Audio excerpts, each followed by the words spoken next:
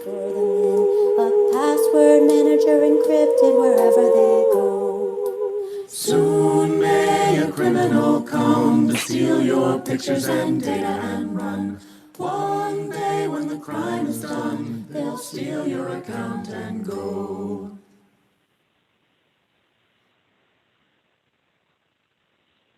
Authentication sea shanties. This is just one of the many reasons that things are looking up in 2021. Thanks to Rachel Toback from Social Proof Security for providing what I thought was the perfect opening for this year's event. It truly hit the right note. Hello, everybody. I'm Jeremy Grant. I'm going to be your MC for the next 2 days of what should be a fantastic discussion about identity authentication and the road ahead.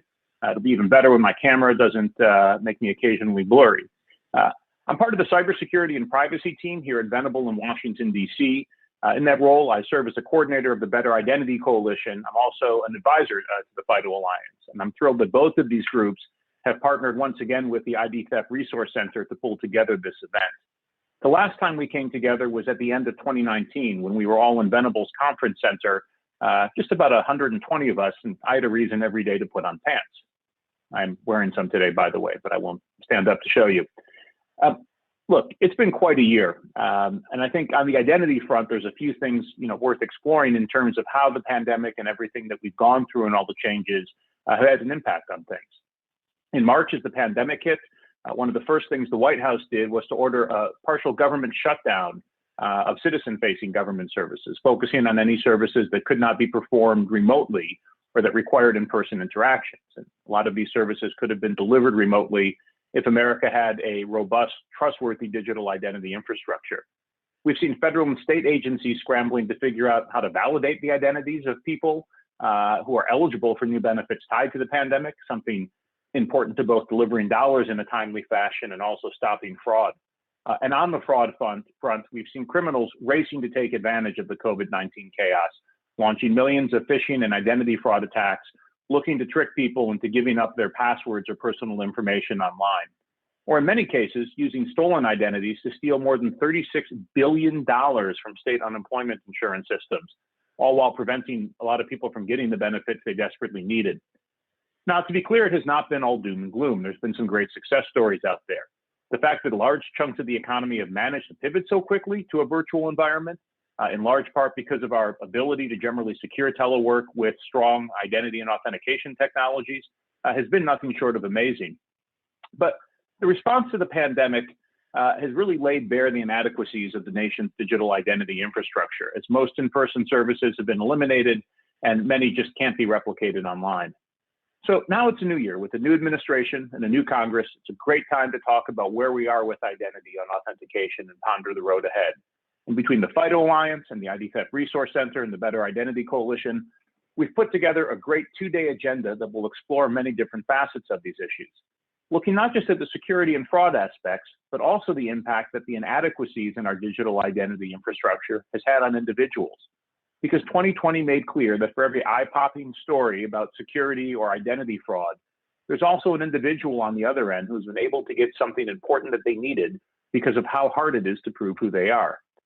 So let me give you a little bit of a preview of our day one agenda. In just a moment, we'll hear an opening keynote from Michael Mosier from FinCEN, followed by a keynote from Eva Velasquez and James Lee at the ID Theft Resource Center. And I think between the two of them, you're going to really see them set the stage for describing what we're up against and the challenges we need to address in this year.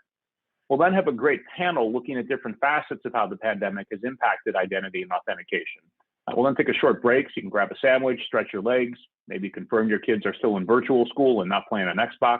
That's my plan, at least for the 20 minutes. When we come back at 1 p.m. Eastern, we're going to hear a keynote from Congressman Bill Foster, who last year introduced the Improving Digital Identity Act alongside a bipartisan group of congressmen. I'll then lead a panel looking at different aspects of where government can actually help here. And we'll then have a second panel that may be the most important one of the day, looking at the impact of identity on the individual and exploring some perspectives on equity and inclusion.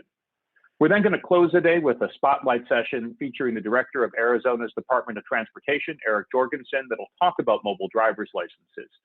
Those of you who know me know that I'm really excited about what the states are doing with MDLs. I probably get more questions in identity on this topic than any other, So I'm thrilled we could have Arizona take some time to showcase their new offering here.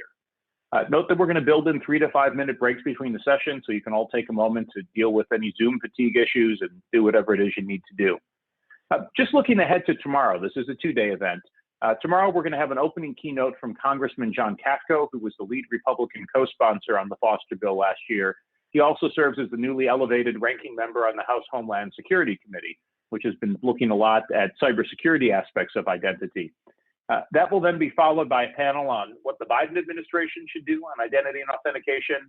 And then another panel that I think is going to tell what's one of the most underappreciated good news stories of the past year, which is how FIDO authentication helped to secure the 2020 election. Andrew Shikiar from FIDO Alliance and Alex Weinert from Microsoft will each give afternoon keynotes, sandwiching a panel looking at the importance of identity and authentication in financial services. All told, we've got a jam-packed 2 days. We have more than 1,000 people registered from across the globe. It's been really amazing seeing all the registrations come in. I want to give thanks as well that in addition to Zoom, we are live streaming this. The Internet Society, the DC chapter has gratefully, we're very grateful that they've loaned us their live stream capabilities for these 2 days. And so we've got a lot of people tuning in from all over the place. At this point, I'd like to step back and introduce our first speaker, Michael Mosier. Michael joined Treasury's Financial Crimes Enforcement Network, known as FinCEN, about a year ago as its new Deputy Director and Digital Innovation Officer.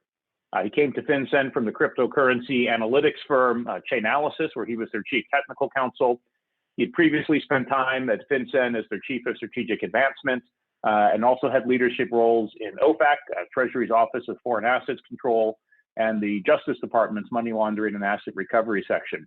I've had the pleasure of getting to know Michael pretty well this past year. He's keenly focused on digital identity, and I'm thrilled he's able to join us today to provide some opening perspectives. Michael.